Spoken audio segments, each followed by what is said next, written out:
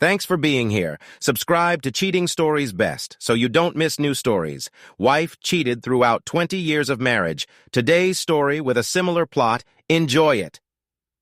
Stacy Lipton, smiling, drove her BMW on the highway in Atlanta. She anticipated having to return home a bit later than planned, but she attributed it to the well-known traffic jams in the city. The delay in departure seemed like wasted time to her, blaming it on the Atlanta traffic. Mick, almost 10 years younger than Stacy, was not only a wonderful lover, but also an excellent conversationalist. His attractiveness and ability to quickly recover after intimate encounters were evident. As she drove away from the city, Stacy's thoughts gradually drifted away from Mick. Despite his attractiveness, there were places reserved in her heart for Jonathan and Casey, her daughter. Stacy looked forward to spending time with them, especially now that her satisfaction was complete. She was aware of her moods and planned to be patient and loving towards Jonathan upon returning home. Her smile showed that she felt like she had the best of both worlds. Upon arriving home, Stacy noticed her husband's pickup truck was missing from the garage, which struck her as strange and unexpected. This caused a shift in her mood. She hoped Jonathan would return home to greet her after her long trip. However, the house was empty. While pondering where Jonathan and Casey might be, Stacy suddenly remembered that her phone had been turned off since dinner. Her thoughts were distracted, and she didn't even notice that no one had called her. She decided to turn on her phone, returning to reality once again. Jonathan congratulated himself once again on having succeeded in executing a simple but brilliant plan to please and surprise his wife. He had known about her planned conference in Atlanta for months. Stacy visited them twice a year. As fate would have it, this conference fell on his 20th wedding anniversary. A few weeks earlier, Jonathan had been approached about building a large vacation home for a family in Atlanta. Once the business portion of the meeting was completed and Jonathan felt comfortable with the client, Boyd Drake, he expressed an idea that had only recently formed in his head. Boyd, on the 10th of next month, our anniversary, my wife will be attending a conference in downtown Atlanta. I would like to surprise her and her colleague with a nice dinner at a good restaurant somewhere near her hotel. To top it off, I bought a pearl necklace that I would like to present to her at the table when she eats dinner. My daughter should organize this for you, Boyd said. She's in college now and knows all the good places in the city.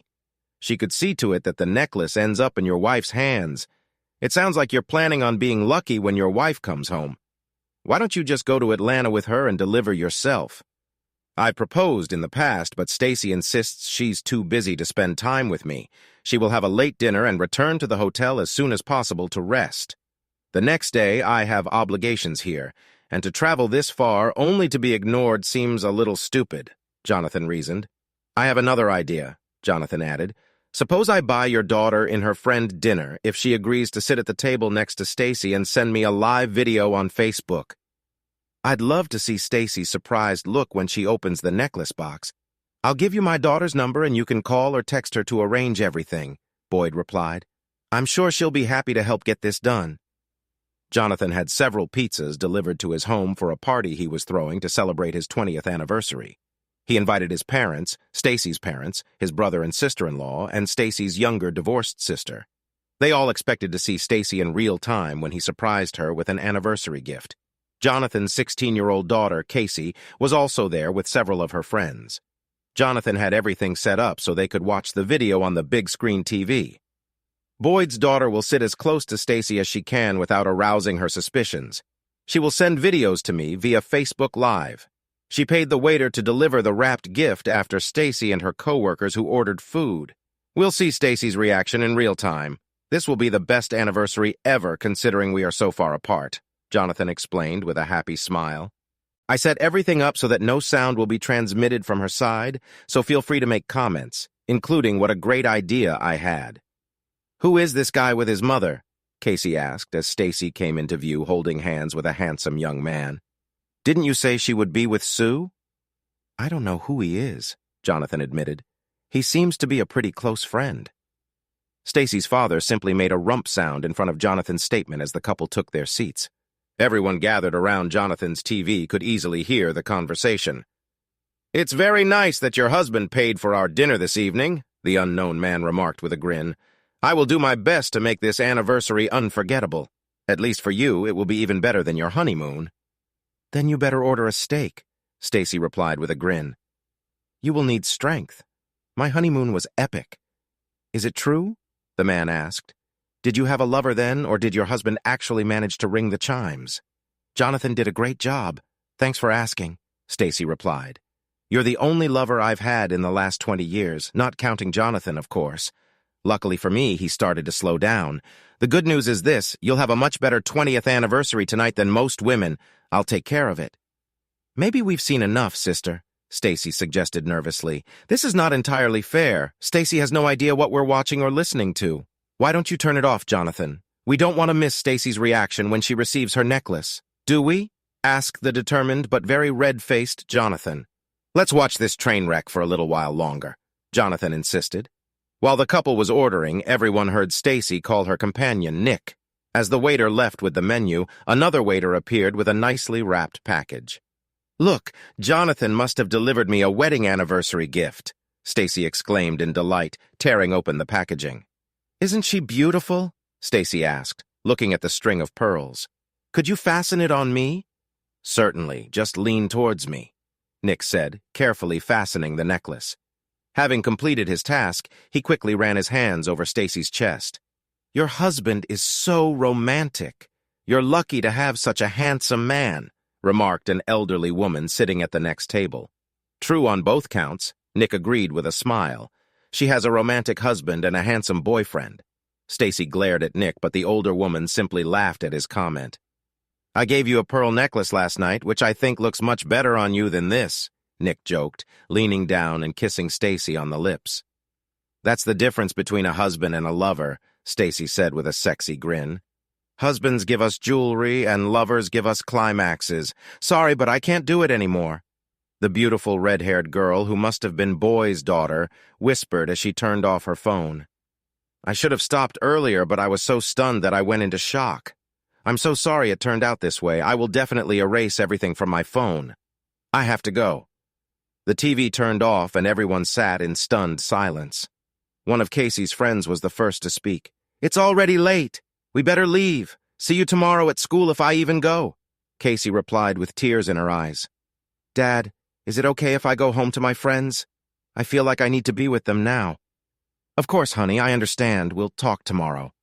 "Drive carefully, girls," Jonathan said, his throat practically whispering due to how dry it was. "I don't know what to say," Stacy's mother began. "I think we got the W. Jonathan impression about what was happening. Stacy loves you, Jonathan, and is ready to give her life for Casey. Don't do anything rash." Jonathan's other guests mostly repeated these words as they quietly discussed the situation. After a few more minutes of calm discussion, Jonathan made his decision. "I have something to think about. Everyone, please find a way out yourself and give me some time to be alone and think about my options." When everyone had left, Jonathan took out his suitcase and began to pack his things. Stacy was surprised by the number of messages she received and called she'd missed since she turned off her phone the previous evening. As she looked through the messages, her heart sank. Her sister and mother demanded to know who Nick was and why she was so friendly with him.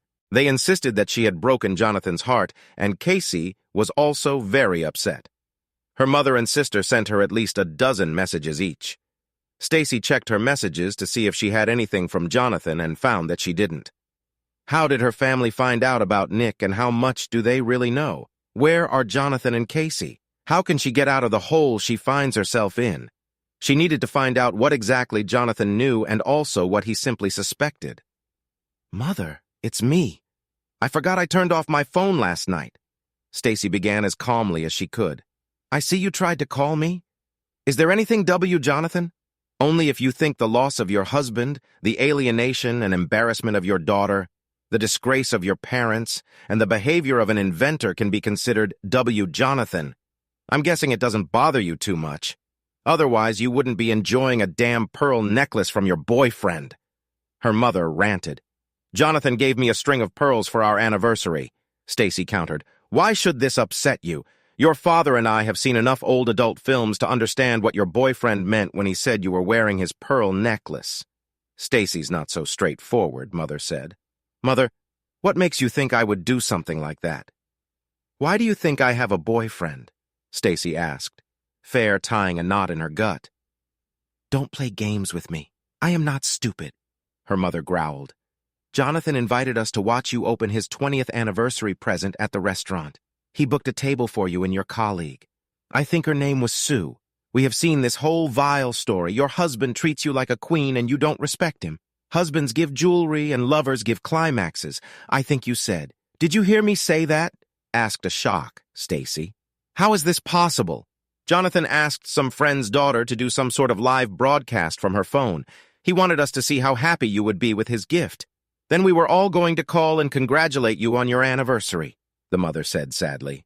Looks like this might be your last anniversary, at least with Jonathan.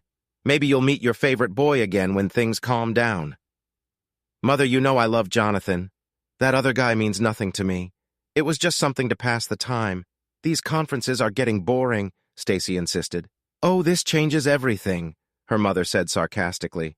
Jonathan will feel much better knowing that his wife is not and that she was just bored. I assume you left your puzzle at home, Mom. There's no use calling me names. How can I convince Jonathan that he is the only man I love? You didn't even convince me, so I'd say you have some work to do, the mother replied. Watching you with that man is the worst thing I've ever seen. I highly doubt Jonathan found it better. After talking with her mother, Stacy thought about her situation. Her entire family had seen and heard everything she and Nick had discussed at dinner the night before. Remembering her conversation with Nick, Stacy realized how bad her situation was. She decided to call Casey. Casey, where are you? Stacy asked when Casey answered her call. I'm with Morgan. She's trying to console me because my family is broken up. Stacy's daughter replied. We are not breaking up. Please come home and we can talk about this. Where's your father? Stacy asked, uncertainty. He moved to a cottage on the lake. Casey answered. I don't think he wants to see you. He was so happy last night when he invited everyone to watch you open your gift. You practically tore his heart out when you showed up with your lover instead of Sue. Please come home, Stacy repeated, trying to think of what she could say to Jonathan to get his forgiveness. After finishing her conversation with Casey, Stacy began to look around the house. She noticed that a laptop and several filing cabinets were missing from Jonathan's office. The closet in his bedroom was completely empty as Hubbard's mother's closet. Stacy fought back tears as she wandered aimlessly around the house, noting what items were missing. Jonathan didn't take a single photograph of her presence. This fact seemed especially depressing. Looking for something to take her mind off her crumbling marriage, Stacy began cooking dinner for Casey. By the time Casey walked through the door, she had managed to prepare a small meal. Casey was sullen and only spoke to Stacy when asked the direct question. Even then, Casey kept her answers as short as possible. Stacy admitted to herself that her daughter had good reasons to be angry with her, but she hoped that over time the hostility would, if not completely disappear, at least lessen. The next morning at dawn, Stacy walked into their lake house to find Jonathan slumped uncomfortably and passed out on the small couch. Numerous empty beer cans were strewn across the floor. Jonathan, honey, we need to talk. Wake up, please, Stacy said. Jonathan slowly opened his eyes and groaned. He gradually stood up and, without saying a word, headed to the bathroom. Stacy decided to make some coffee while she waited for her husband to return. A few minutes later, Jonathan, fresh from his shower, returned to the kitchen and Stacy placed a mug and Jonathan of him. Stacy hoped that Jonathan would initiate the difficult conversation, but that hope soon faded. It was obvious that Jonathan had no intention of starting a conversation. Jonathan, I'm sorry this happened. I love pearls. It was a wonderful gift that I will always cherish. It's a pity that I didn't know that you would pass everything on to your family. It would be great if you told me about this, Stacy said, hoping to open a dialogue. You was all Jonathan could answer, as he was infuriated by Stacy's attempt to make him out to be the abuser. Stacy was surprised and hurt by Jonathan's answer. In all their years of marriage, he had never spoken to her in a disrespectful manner. This was clear evidence of the pain she had caused him. That won't help, Stacy answered calmly. Tell me, what should I do to fix everything? You are the only man I have ever loved. That hasn't changed. Together, we can deal with this. Tell me, what problem exactly do you want to solve? The problem is that I surprised you with an anniversary gift in a nice restaurant, where I booked a table for you and a friend. The problem is that my client's daughter agreed to send a video of your reaction in real time. The problem is that I mistakenly decided that you would appreciate this gift. Explain to me what the problem is so that I understand what you are talking about, Jonathan said calmly. You know what the problem is? Stacy insisted. Last night you saw me and Nick in the restaurant. I know that you have dinner with others from time to time. Why do you think that's the problem? Jonathan asked. You know perfectly well why this is a problem. I told you I was going to dinner with Sue, but I actually went with Nick. You overheard our conversation and found out that we slept together. This is the problem we need to work on, Stacy admitted, blushing. Realizing that in her current situation it would not be possible to go on the offensive, she added, just to be clear, is the problem that I, along with your entire family, overheard your conversation, or is the problem that you had sex with another man? The problem is my behavior, admitted a blushing Stacy. You were just trying to be nice to me on our anniversary. You didn't do anything, Jonathan. Okay, we're making progress. Now tell me, why did you cheat on me behind my back? For how long and with how many men did it happen? Jonathan demanded. Is Casey my biological daughter? Is there any chance that her father was the postman? Jonathan's offensive question provoked Stacy's reaction. There's no need to be vulgar or offensive. Of course Casey's your daughter. Nick has been my only lover since we started dating. Your comment about how many men I've had and Casey's father being a mailman was just cruel. I'm having a hard time understanding your logic, Jonathan countered. You admit that you are a cheater, but you insist that there be a line drawn as to how big of a cheater you are. You want me to be polite and understanding, not to mention gullible when you tell me that you're one man's lover. Are you proud that you haven't cheated on me that often? By the way, how long have you been sleeping with Pretty Nick and how often? You forgot to mention these important facts when you began to refuse the title of city mayor. This was the third conference we've slept together at, Stacy admitted. Tears in her eyes as she finally began to feel the depth of Jonathan's anger and humiliation. Besides you, he's the only man I've been with since we got married 20 years ago. It will be 2 nights together at each of the 3 conferences, said Jonathan. Have you ever had sex with him anywhere else? No, Stacy stated. This happened a total of 6 times, and I deeply regret it. I owe you an apology. Are you saying that a young stud like Nick was only capable of 1 time a night with a beauty like you asked Jonathan? He never had you more than once a night. Who cares? Asked a discouraged Stacy. We probably did it 3 times every night. Now for the big question, Jonathan announced. Why did you have sex with another man?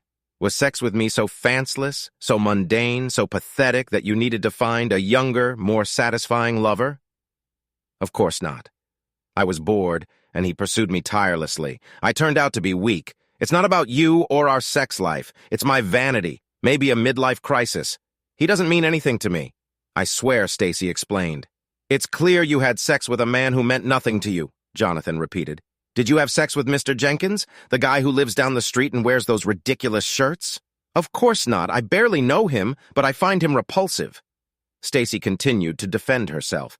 But you just told me that you sleep with men you don't love and who mean nothing to you. Jenkins fits that description, so why don't you have sex with him? Jonathan pressed. I didn't say that I sleep with every man who means nothing to me. Stacy explained, upset. I slept with Nick because he is handsome, courteous, and successful. He was following me. Do you want to say that you will only cheat on me with handsome, successful men who pursue you? Apart from a few of these guys, are you a faithful wife? Jonathan questioned. If you don't love the man you have sex with, doesn't that mean you don't love me? No, I'm telling you that I made a terrible mistake and it will never happen again, Stacy said with feeling. I love you, but not Nick. How do I know this? Jonathan asked quietly. At our wedding and several other times over the years, you promised to be faithful to me. You are a beautiful woman. Handsome, successful men will always pursue you. I can't trust you. I can't even give you the great sex you love so much. Don't ever think like that, Jonathan. I love sex with you. It's special and makes me feel loved, Stacy replied. How did Nick make you feel? Feel that you kept coming back to him? Jonathan asked softly. Dirty, used, not like a mother or wife. It was the Jonathan thing that got me hooked, not love. Stacy admitted, clearly embarrassed. What did you do with him, and how? Asked Jonathan quietly. What does it matter? I love only you, Stacy protested, clearly embarrassed. I have something to think about. You stand here and tell me that you love me, not him, but you had dirty sex with him. It's hard for me to accept that you are willing to do much more for a person who means nothing to you than for the person you love, Jonathan reasoned. You haven't told me to please your manhood below the belt for a long time. I wasn't so much against it as I thought you'd lost interest. Yes. What kind of married guy would want to get this from his wife, especially when she gives it out like candy? You told me on our honeymoon that I would be the only man you loved, Jonathan recalled.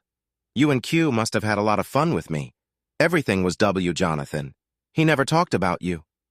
I would never allow that, Stacy insisted. You seem to have forgotten that I heard several minutes of your conversation.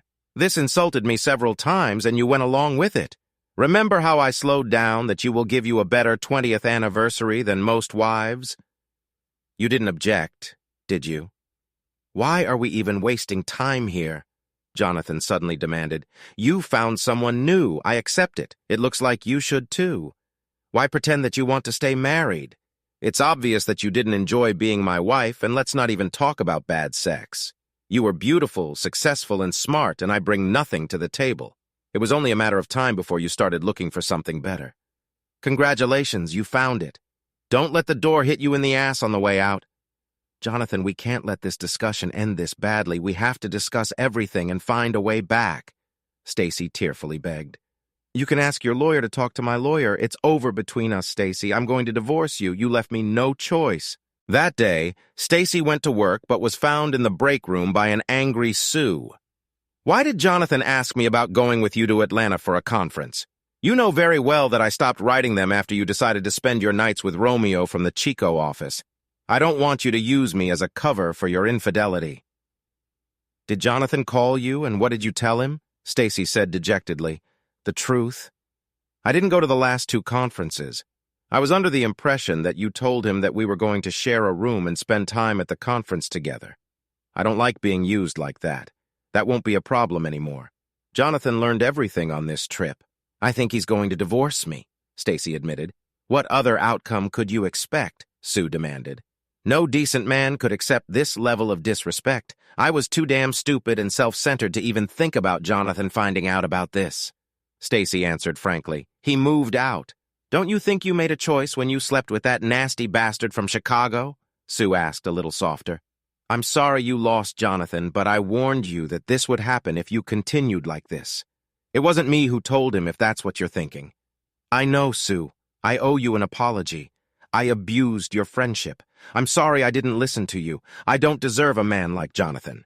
After finding out that Stacy was cheating on him, Jonathan took the day off from work. He was determined to move all his belongings to the lake house before Stacy returned home. He didn't want to listen to her reasons and excuses for cheating. He hated the thought of life without Stacy, but he knew he could never forgive her callous disregard for his feelings, nor her ambivalence about loyalty and respect. Her unexpected visit the next morning simply revealed a huge emotional chasm dividing them. She didn't say anything that could help him forgive her betrayal. He made an appointment with a lawyer for the next day. The next day, he was preparing to leave the office for a meeting with a divorce lawyer when he received a new email. It was from Stacy.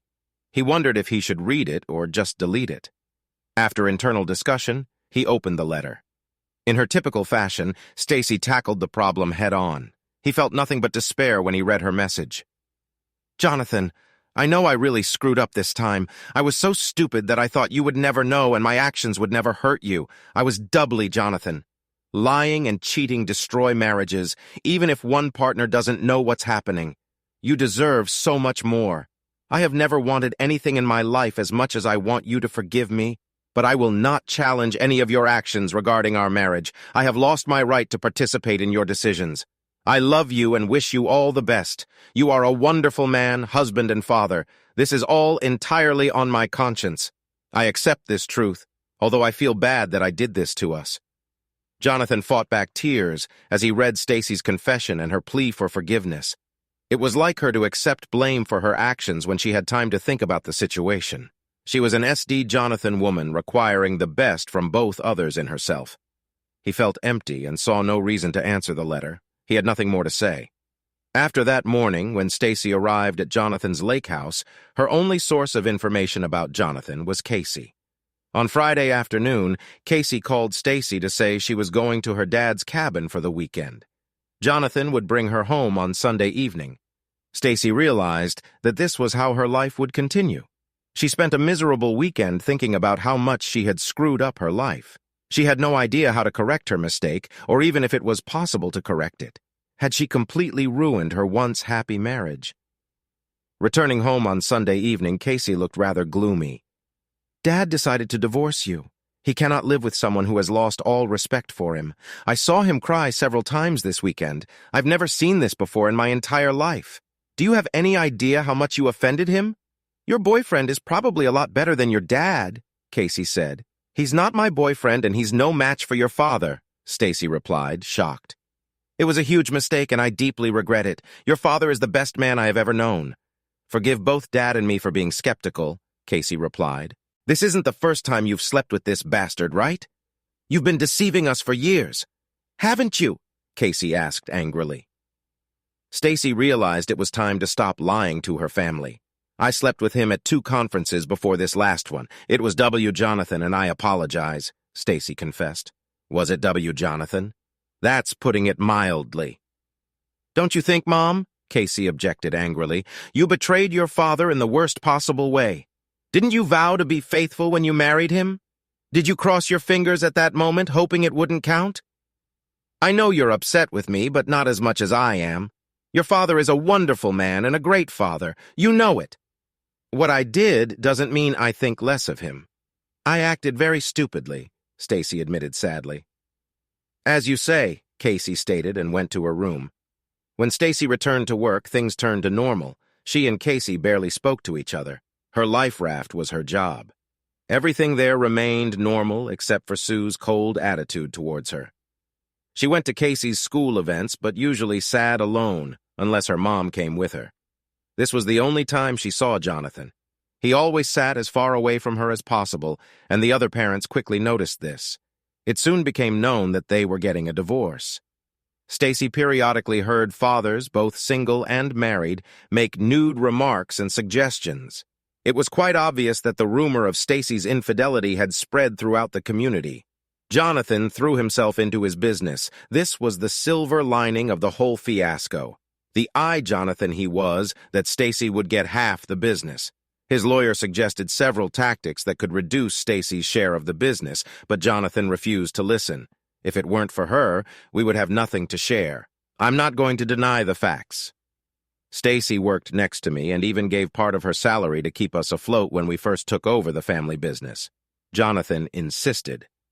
Stacy was very surprised when her lawyer explained to her how Jonathan was giving her half of his ownership of the business.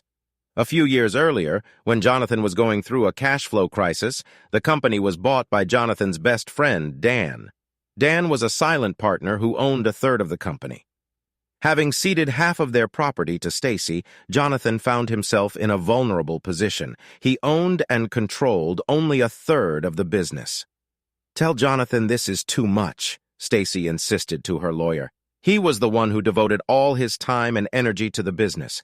If he insists on giving me a share, tell him that I agree to 1/10 of what we own.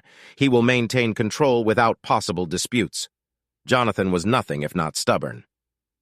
When the snow melted the following spring, Stacy became a single woman again and the third owner of Lipton Enterprises. She couldn't even convince Jonathan to talk to her on the phone. He completely cut her out of his life. Casey told Stacy that she wanted to spend the summer between her junior and senior years of high school at a lake house with her father. Stacy knew this was another attempt by Casey to punish her, but she accepted that she had earned her daughter's scorn. Jonathan, for his part, was delighted.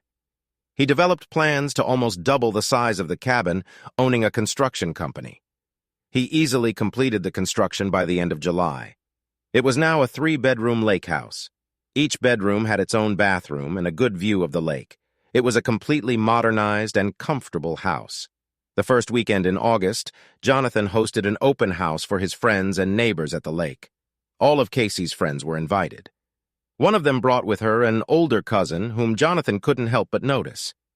She had a striking blonde look that was complemented very well by a rather modest two-piece swimsuit. During the day, Jonathan noticed that this girl was near, and most of the time, she laughed at his jokes and flirted with him every chance she got. "Well, Dad, are you trying to get into a little bikini, Patty?" Casey asked one day when they were alone in the kitchen. "Of course not," Jonathan protested. "She can't be older than 25, and I haven't decided to start dating yet. She's 27 and seems very interested in you," Casey replied with a knowing smile. "She asks how long you've been single, how old you are, what you do for a living, everything women want to know about potential husbands. I just met her today." "Don't even think about mentioning the word marriage to me," Jonathan replied. "I tried once, and that was enough. I'm not hinting at anything other than that she seems interested. I wouldn't mind if you dated her. She's pretty sweet, and you need someone to help you forget your mom from what I've seen. Patty is in no hurry to get married. I think she's working on her career now, but this does not mean that she doesn't like male communication. Thanks for enlightening me," Jonathan joked to his daughter. "This girl is too attractive to be interested in an old guy like me, but thank you for your trust. I appreciate your faith in me." Stacy's company occupied the top 2 floors of an office building in the business district. At the end of the same block was a very popular Italian bistro. She used to have lunch there every Thursday with a few of her friends from work. Because she kept an informal lunch schedule, she often saw the same people eating lunch at the same time. Stacy and her co-workers became friends with employees of several other companies located in her building. One afternoon, the bistro was unusually crowded, and Stacy's group was unable to get a table. One of the employees at Benson Advertising, located on the second floor of her building, invited her group to join them at a large table. They quickly accepted the invitation. After everyone said their first and last names as an introduction, the conversation began. One of the women on the advertising team was particularly attractive and very friendly. Stacy found herself enjoying the young woman's good humor. She smiled as the other ladies began to tease the woman. "We don't all have a rich guy with a big house on Lake Henry." The woman Stacy knew was married teased. "It must be nice to wake up with the morning sun reflecting off the lake." "Yes," the young woman agreed, "especially with a handsome guy who gently caresses me. Getting out of bed is such a hassle. If this is the guy who picked you up after work on Thursday, then I can see why it might be a problem." Another woman said, "He looks a little older than you, but he seems to be in good shape. He has all the hair and is quite plain-looking. Jonathan is all that and more," the young woman offered, smiling widely. "He's a really good guy and a really good lover." Stacy's friend immediately asked the very question Stacy didn't even want to consider. "I'm talking about Jonathan Lipton. Are you?" "Do you know?" Jonathan asked the young beauty before adding, "You have to admit he looks good." "Heck, a great guy, but he used to be Stacy's husband," her colleague said. "I think we should change the subject." "Don't be so dramatic," Stacy insisted, leaning toward the young woman and extending her hand. "I'm Stacy Lipton. I didn't catch your name. Patty Lawson. His ex-wife was beautiful, but I thought he was probably blinded by love," Patty admitted. "It turns out he didn't do justice. I hope you won't be upset that I'm living with Jonathan now. I certainly can't blame you or him for that matter." Stacy answered honestly, "You are a beautiful young woman with an amazing figure.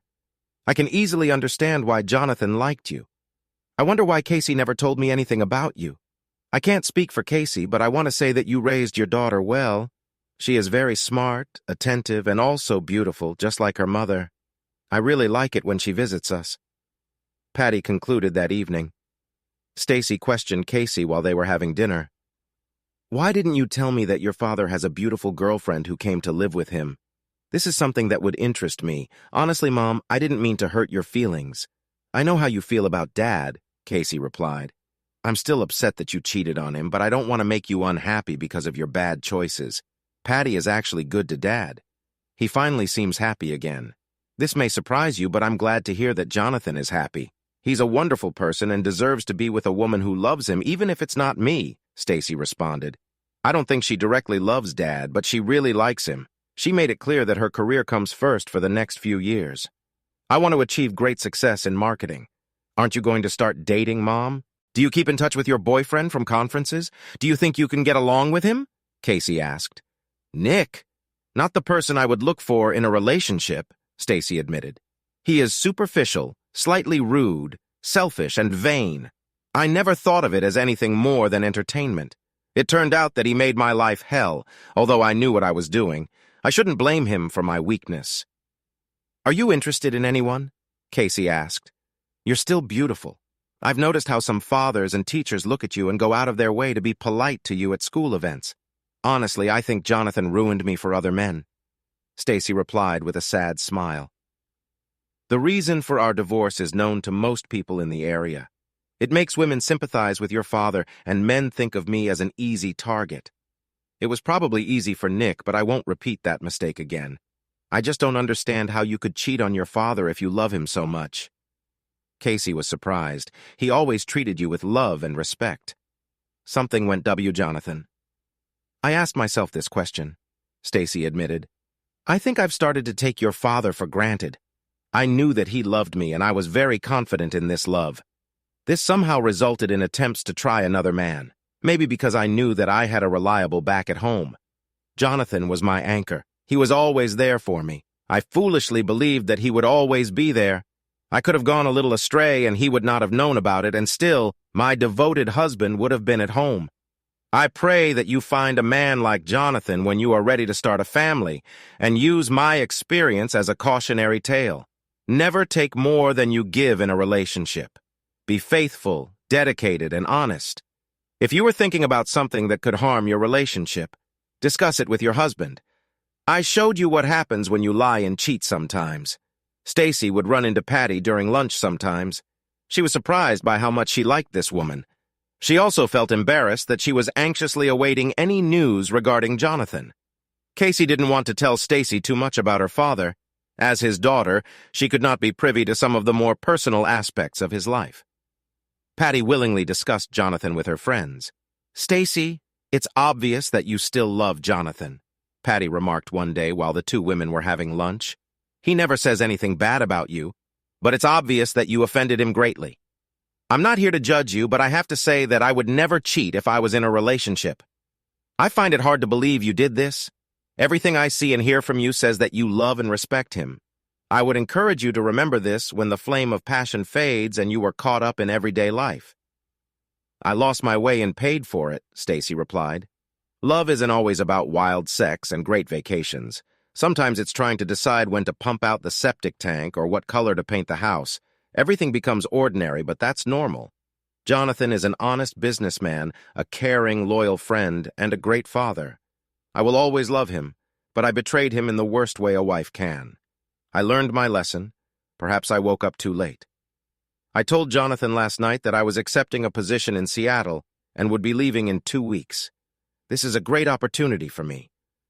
I told him from the beginning that I put my career first, but I see that my news upset him, Patty said. I'm telling you this so you know what he's going through and maybe help him if he gets depressed. He's a really great guy. He's just not my forever boyfriend. I'm sure you will miss you very much. Jonathan doesn't do anything on a whim. If he invited you to live with him, it means he has a very high opinion of you as a person. In addition to your beauty, at the same time, he is an SD Jonathan person. I tested his strength, but he survived. He's really improved, Stacy started with a small smile. He'll miss you, but he's a great catch, and I doubt his bed will be empty for very long. Yes, that's why I give you the information first, Patty replied with a smile of her own. What you do with it depends only on you. Only a week had passed when Jonathan's best friend and secret partner, Dan, asked Stacy to meet him for lunch at the bistro. The room was crowded, but they found a small table to the side. After the usual greetings and formalities, Dan explained the reason for his request for a meeting. You know that piece of land that Jonathan bought on Route 21 near the river? I have a buyer willing to pay almost $2 million for it. Jonathan bought it for next to nothing. The profit will be huge. Your third will be more than $500,000.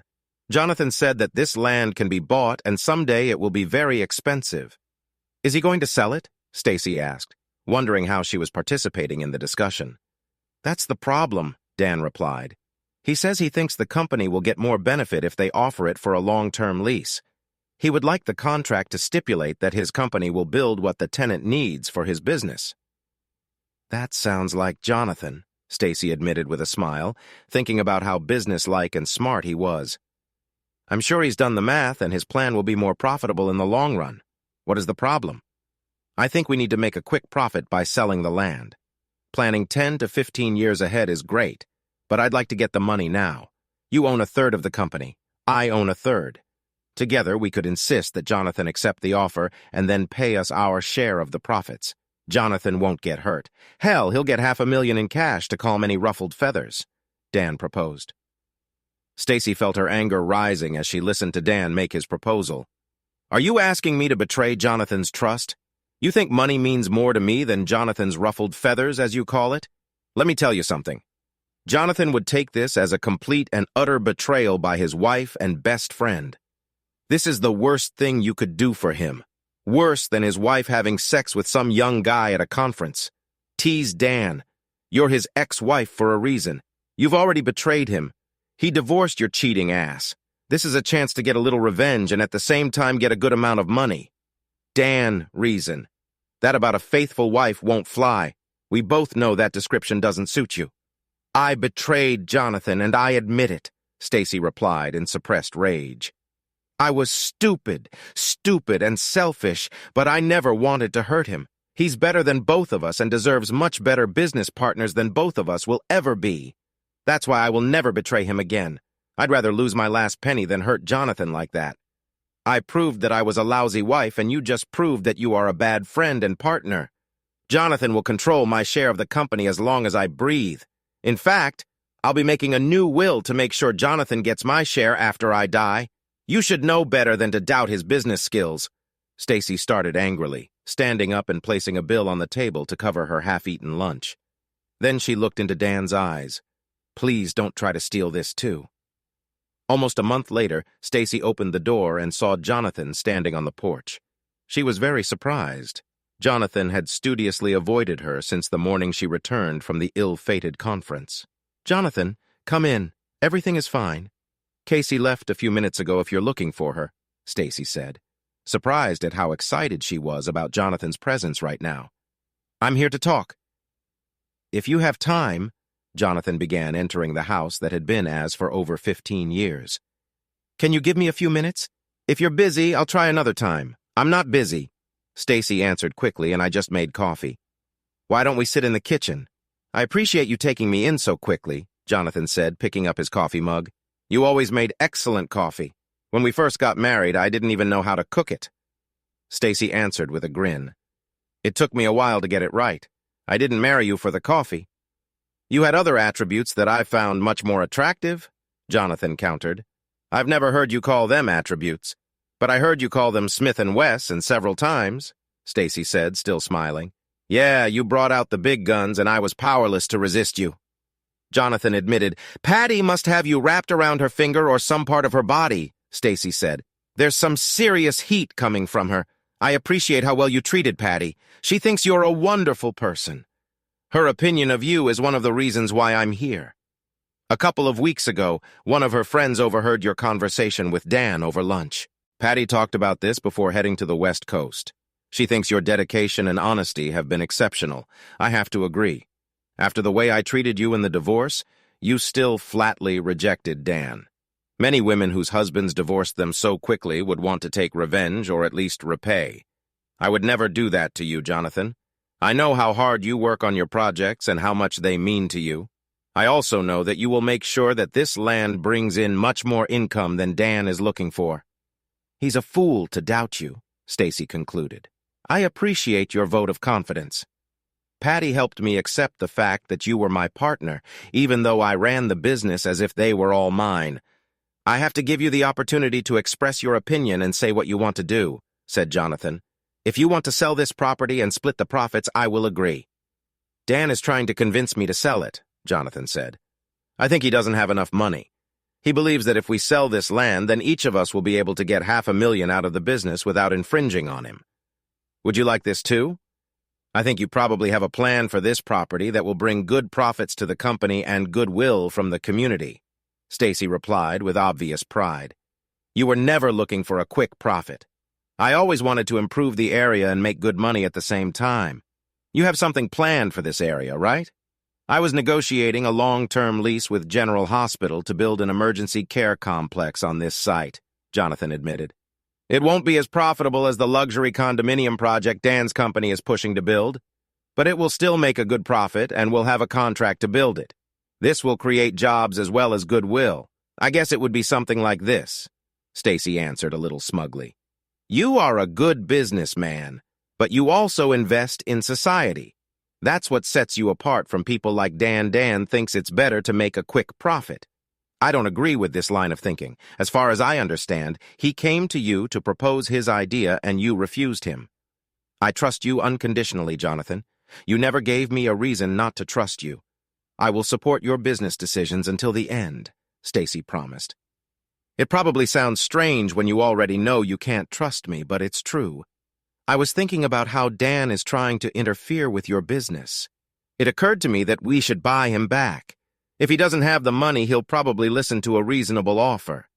He will be happy, and you will be able to run your business as you see fit, Stacy reasoned. I've thought about it, but I don't have the capital to make it happen. Jonathan agreed. We could sell this house, Stacy suggested. I can get a nice 2-bedroom apartment for Casey and me. Over the years, we have accumulated a lot of capital. The house is almost paid for, and you've made some major improvements. This will be enough for us to buy out Dan's share. Now that we're divorced, this is your home. Are you ready to sell it and invest money in the business? Jonathan asked incredulously. I don't know how soon I'll close the deal on the urgent care center. I cannot guarantee that you will get your money back anytime soon or even that you will get it at all. Do I look worried? Stacy joked. Don't forget that I was married to you for 20 years. You will get everything back with interest. If for some reason you don't, do this. It's okay. I owe you one, Jonathan. Money will never make up for my disrespect, but it will get you away from Dan. I'll agree to this if you come and live in the house, but the lake with me and Casey, Jonathan said, and then quickly added, You will have your own room with a bathroom. It turned out very nice. I don't think this will work, Stacy answered sadly. It's a matter of personal life, not to mention dating and all the drama that will create for you. Sorry. I didn't think about your social life. Jonathan apologized. Of course, you wouldn't want to bring a gentleman into the house when your ex-husband lives there, especially that guy Nick. It would be awkward. I don't go on dates and I don't plan on starting, Stacy replied. I stopped going to conferences and haven't spoken to Nick since that disastrous trip. It is you who will experience the inconvenience. No woman wants to spend the night with you when your ex is sleeping in the next room. If I'm around, it will be extremely unlikely that you will find a woman who will agree to move in with you, although I do not rule out the possibility. I've seen women fall in love with you. I divorced you because you slept with that guy, and then I moved Patty in with me. My behavior wasn't the best example for Casey. Was it? Jonathan asked rhetorically. My only excuse is that I was depressed and lonely. Another man took my wife away from me, and my self-confidence was pretty low. Patty was able to store it for me. I'm sorry I damaged your self-esteem. I wish this had never happened, but I don't blame you for falling for Patty. She is a wonderful woman. You are a single man and can enter into any relationship you want. Stacy said and added, I don't think I've ever apologized properly for my behavior. It was not something you caused or created. This is all on my conscience. I truly screwed up, and I'm truly sorry for the pain and inconvenience I caused you.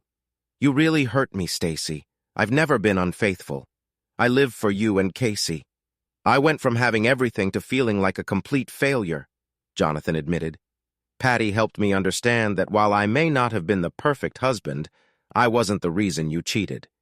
You could have told me that you were not happy with our marriage or our sex life or anything.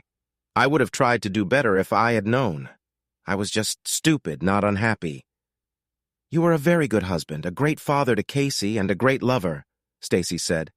I have lost my way and deserve to be unhappy. It sounds strange, but being unhappy makes me happy. I feel like I'm paying for my sins.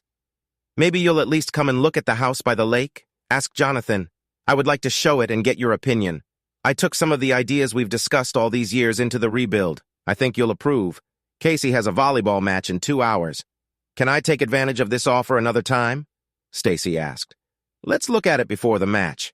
We can go there together, Jonathan suggested. And then I'll drop you here. Aren't you afraid that people will think we're back together if we go as a couple? You usually sit as far away from me as possible, Stacy noted. Yeah, I was a bit of an ass, but in my defense, you left me in our marriage. You couldn't expect me to be cordial to you, Jonathan said. Actually, you were much kinder to me than I would have been to you if things had been the other way around, Stacy admitted. Your salmon offer was too generous. We both know it. Looks like that kindness is paying off, Jonathan grumbled. We're thinking of selling the house to buy out Dan's share. I still find it hard to believe that you're ready to do this. Honestly, Jonathan, you can take anything of mine that you want. You have always been honest with me. I know that you will not harm me, although I deserve it, Stacy said. Let me show you the lake house. Jonathan suggested to change the subject and give himself time to calm his emotions. While Jonathan showed the house, Stacy admired the renovation. You really did a great job. Casey's room is very large and she has her own bathroom. This is the dream of every teenage girl, Stacy remarked. When Jonathan showed Stacy the second bedroom, she felt it was time to talk about the elephant in the room. It's a lovely room with another amazing bathroom, but I can't stay here, Jonathan. It will be too painful for me to see you every day and remember what I've lost. We will sell the house and I will rent an apartment. I'll be fine. We have to leave soon for Casey's match, Stacy said. Let me show you the master bedroom, Jonathan urged. She's bigger than the rest. I know you like it. She's beautiful. You did a great job, as always, Stacy praised, looking around the bedroom. That's why your business is so successful. You have an eye for detail. Would you stay with me and Casey if you had this room? Jonathan asked sharply. I would still see you every day, and I don't think I could stand it, Stacy answered sadly. I didn't mean that she would be yours alone, Jonathan explained nervously. I thought maybe we could share it. Stacy raised her eyebrows, studying Jonathan's face. Are you asking me to share your bed? Ever since the day I found out you cheated and I left home, I felt like crap. I miss you so much that sometimes it hurts. You screwed up big time, but I slept with Patty for months. This softened your betrayal a little, but did not get rid of it. I wonder if we can get over all this crap and try to be together again. I don't want to be your prey, Stacy answered firmly.